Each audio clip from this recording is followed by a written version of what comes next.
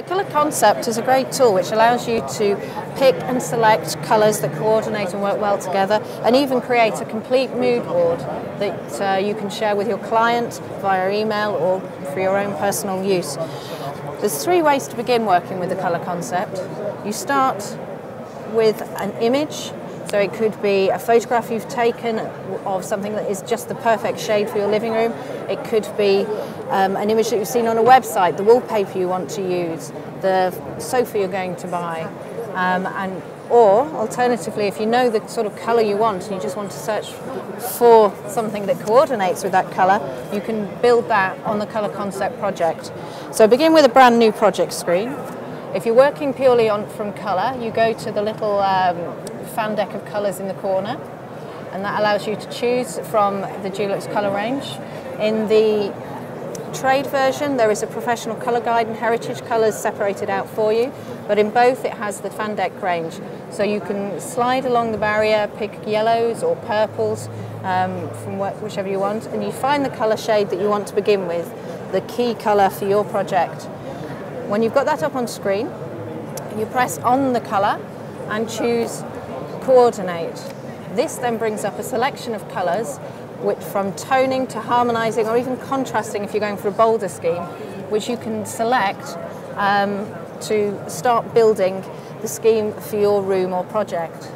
You go back to the original colour and select another colour if you need. So for example, if you wanted to have a couple of strong colours and a neutral, for the carpet perhaps, this allows you to build up these schemes for 2, 3, 4 colours, depending on whether you're looking just for the main scheme or potentially for accessories. If you're working from an image, again, start with a new project.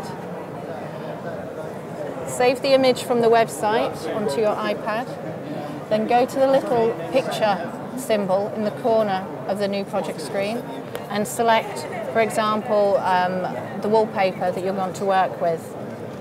When you have this image on screen, you can enlarge it or shrink it as appropriate.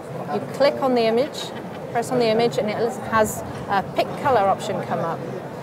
Then, by running your finger over the image, it will highlight different colours within that image. So if the wallpaper has 2 or 3 shades of blue in it, for example, it will pick up the different blues as you move it around. When you found the exact part of the wallpaper or the sofa, whatever the image is that you want to match, click the Continue button at the bottom. This will then show you the nearest colour from the Dulux range.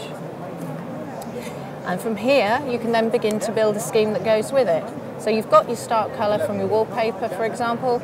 You click on Coordinate, and you can choose the colour for the curtains. So maybe you just want a paler shade of whatever's on the wallpaper. Or maybe you want something bolder for the cushions on your sofa. You choose a contrasting colour. So we had a blue, you might go for something in a turquoise or a yellow.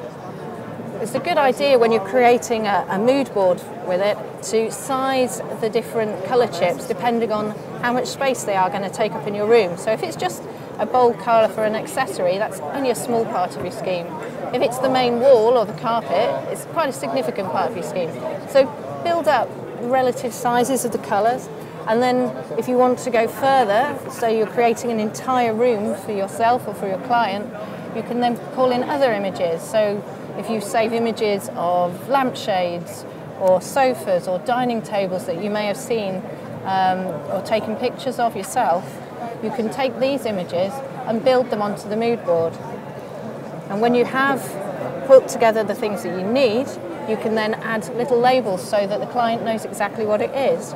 There's a text box which you can edit, and you can type in, for example, this colour is for the main wall, I don't know, or the carpet.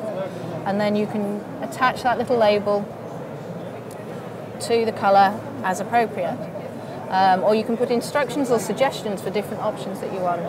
When you've put it all together, you want to save the project with the name. You can put in the name, you can put the customer number, extra notes of information they might want to know. You can change the background. For example, if you've got a lot of pale colours, having a slightly darker shade of grey or a mid-tone grey brings out the colours, makes them stand out and look really well presented, and will help your clients see what they're looking for. And when it's all finished, you simply save that image in your folder, and then you can email it as a project or as an image. So it can go as a JPEG if they're just going to print it off for their files, or as a project with extra detail about the different colour references that are in there.